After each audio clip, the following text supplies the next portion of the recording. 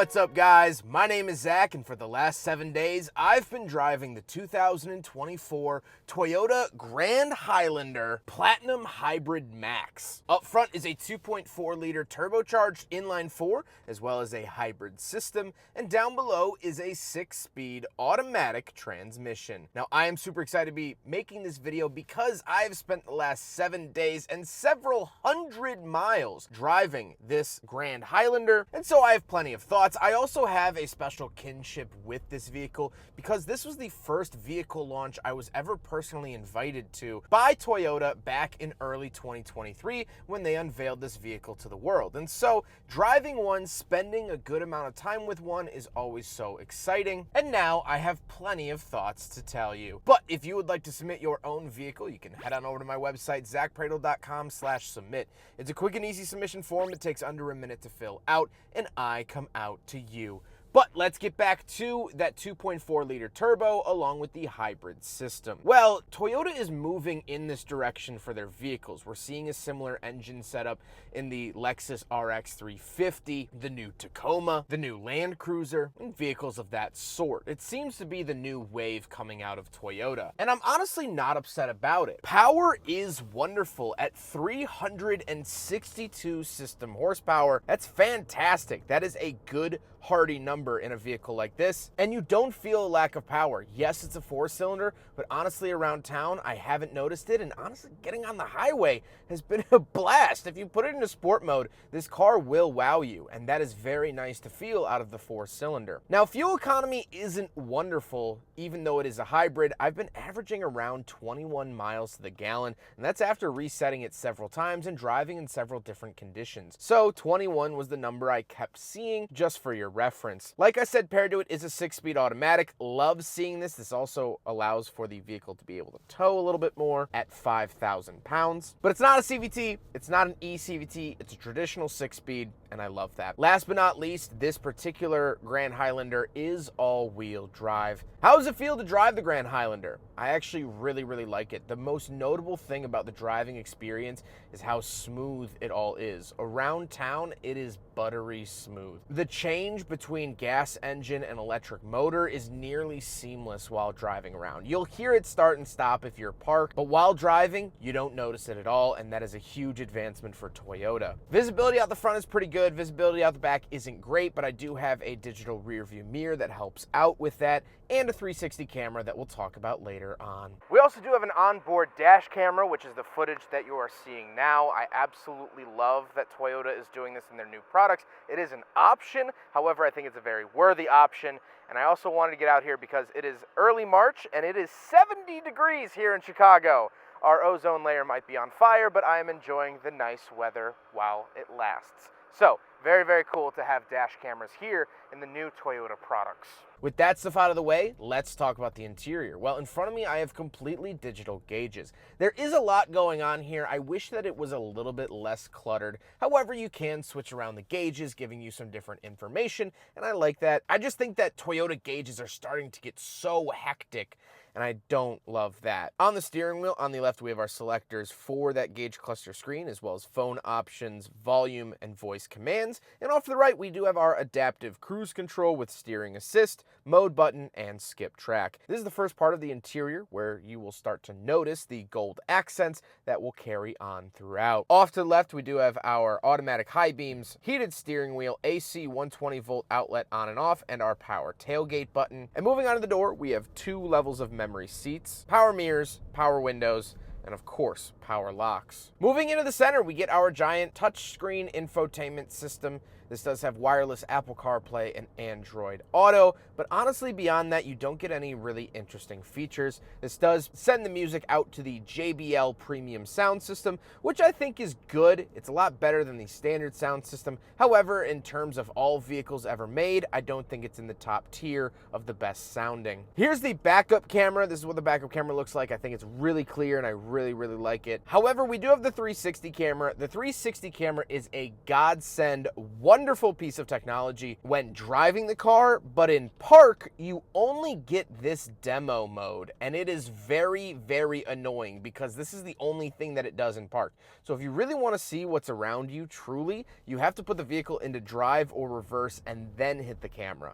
Kind of a nuisance. Down below that, we get our climate controls. A lot going on here, but a lot of goodness. We do have heated and ventilated seats, dual zone climate, and actually tri-zone if you count the rear climate. Little digital readouts, but everything is physical, and I love seeing that in cars. I way, way, way prefer physical climate controls over screen climate controls, so that's very nice to see. Then we have 2 climate control vents and the hazard switch, and then moving into the center console, up at the top, we have the start-stop button and a USB-C input, as well as our view and charger. Wireless charger down below, plenty of open cubby space down here as well. And off to the right, we do have cup holders, so we will do a big friggin' bottle test. And in these little traditional cup holders, it fails. However, at the Grand Highlander vehicle launch, they specifically told me, the Toyota PR reps, from Toyota's mouth to my ears, they said that this front compartment is to accommodate larger bottles. And actually, in the footage that they gave me to use, that was embargoed until the launch, they have pictures of a Yeti-style water bottle in the same location. And so because of that, because they specifically told me this is for water bottles, it does, in fact, pass.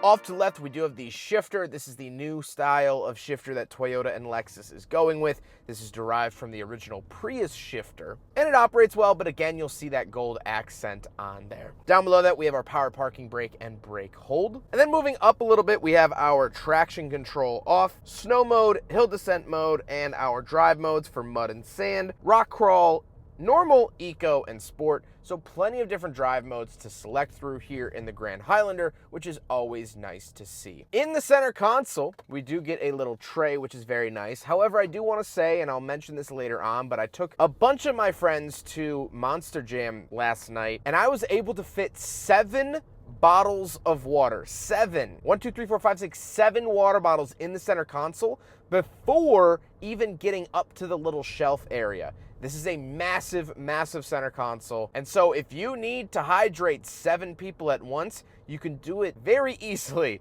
with this center console here. The seats are very comfortable. They are heated and ventilated, power and memory, as I stated earlier. And they do have this nice mix of fabrics. I actually really like the look of this. Sort of breaks up those hard lines, and it's comfortable through and through. However, speaking of seats, we do have 2 more rows of seating. So let's go do some backseat reviews. All right, so we're in the second row of the Toyota Grand Highlander, and the really nice mixed cloth carries on back here. Really love to see that. I do get a center console with cup holders. These naturally fit the big friggin' bottle. Love to see that. I do have a wall outlet down below, 2 USB-C chargers, heated and ventilated seats for the second row. Ventilated second row seats. Very nice to see. As well as my own climate controls. Absolutely love this. This vehicle is ready for your next road trip, and that is a glorious thing to see. I also can scoot my seat forward and back. Where is it? Here it is. So I can scoot the seat pretty much all the way up until I'm straddling the driver or choking him out. Give me your money! Or I could scoot it all the way back. This is in the back position. Leg room is great, headroom is great, but of course you can give yourself less if you want. But the big talking point is the third row. So let's hop back there. To do so, you pull this lever right here. It's on the outside of the seat. And you get in. But here's the seat in the far back position. My knees are hitting it. It's not lovely. This is the seat in the far forward position, and I have plenty of space. I also have USB-C chargers back here in the third row, giant cup holders as well. Toyota, they said at their press conference when they unveiled this vehicle, they wanted to emphasize the third row. That was very important to them, and I think they really did kill it. I mean, they really, really built a great third row for adults. So much so that last night, the night before making this video, I took 6 of my friends into the city to go see Monster Jam. Here's a photo of that, the vehicle full of full-size adults. We're all in our late 20s. And the only complaint that the 3 full-size men back here had was the width. Now, this does have a third seat back here, and it was a little skinny, all right? So that is a little bit of an issue if you have 3 full-size adults back here, but they didn't complain about leg space. It was just the width, which was very nice to hear. So if you have just 2 full-size adults, I think that they would be very, very comfortable back here. So we were able to go into the city, all 7 of us go watch some Monster Jam and see Gravedigger do this awesome backflip. I mean, how friggin' cool is that? Yeah, baby, keeping the shovel sharp. That's what we're talking about. Yeah! Anyway. Let's hop out. Let's take a quick look at the trunk, and then we'll talk about the looks. All right, around the back of the Grand Highlander HybridMax Platinum, we do have a little kick panel here. Kick under it. Really nice thing to have if your hands are full. However, I'm hoping that Mazda's partnership with Toyota will give Mazda's this technology, because Mazda currently doesn't have it. I would love to see it. Here is my awesome McLaren Formula One team sweatshirt from last night. But taking a look in the back here, because we have a spacious third row, it doesn't mean that we have no cargo space. So here is the cargo space around the back. We do have another wall outlet back there. Love to see that. And you could toggle that on and off from up front. JBL speaker back here as well. And overall, nothing really too crazy. We could take a look under this mat. We do have a little pull string. And we have a very, very small amount of cargo space, and that is our privacy cover, along with jack and things like that. So love to see that around the back of the Grand Highlanders. Just because there is a third row doesn't mean there's no cargo space back here. Love, love, love to see that. Now we gotta talk about the looks. And this is finished in Storm Cloud, which has gotten a lot of positive compliments from the women in my life. My girlfriend, my mom, and my best friend's wife all said that this was a very, very good color and that they really liked it. So they have a better eye for art than I do. I'm gonna take their word for it. I think the Grand Highlander is a decently good looking SUV. So through and through, I think it's a good one. With all of that being said, let's get on to my final thoughts. What do I think driving a Toyota Grand Highlander Platinum for the last 7 days? Well, I've really enjoyed my experience. I've enjoyed my time with this car. I don't really think that there were many downsides that I found myself noticing. The price is high, $61,000. I'm not saying that it's not. However, at the beginning of 2024, I had the opportunity to drive this vehicle's platform mate, the Lexus TX 350, for the same amount of time, same amount of mileage on the same roads. And in that video, I said that I would probably prefer the Grand Highlander just in price and features. And now driving the Grand Highlander for a week, I have to agree with myself. This is the better bang for your buck. I think this interior is just more visually interesting to look at and doesn't feel any cheaper than the Lexus's interior. It has the same drivetrain, it has the same features.